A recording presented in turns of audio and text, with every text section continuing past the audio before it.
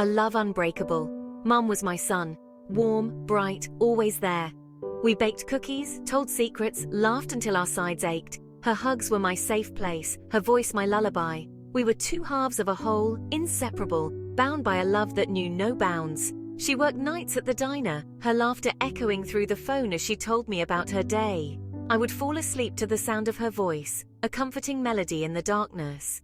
When she came home each morning, she'd wake me with a kiss and a warm breakfast. We were happy, just the two of us. Then he came. The crack in the mirror. He was tall and charming at first, his smile disarming.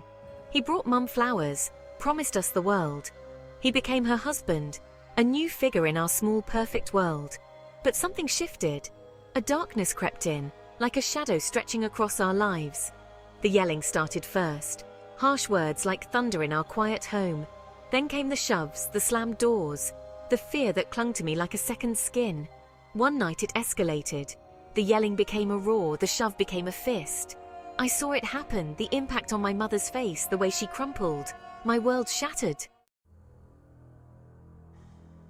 Shards of fear.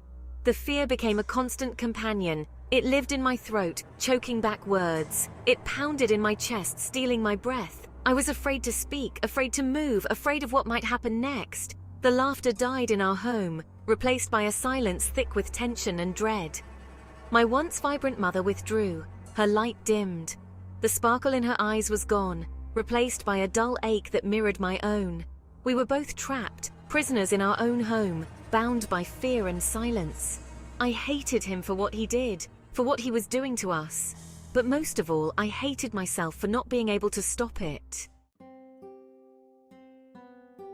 Finding my voice. One day I found my voice. It was small at first, a whisper in the darkness. I told my teacher, the one person who had noticed the change in me. She listened, her eyes filled with a kindness that gave me strength. The police came. They were tall and imposing, but their voices were calm, reassuring. They took him away, and the silence that followed was deafening. But this time it felt different. It was the silence of relief, of a weight lifted.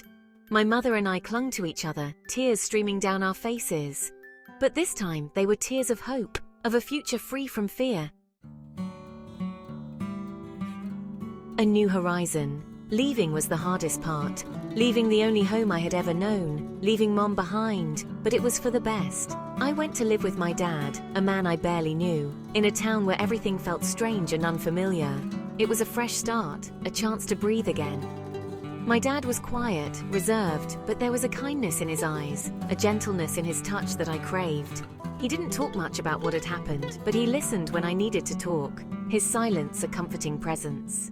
Slowly I began to heal. Scars turned to strength. The scars remain etched deep within me, but they are a reminder of my strength, of my resilience.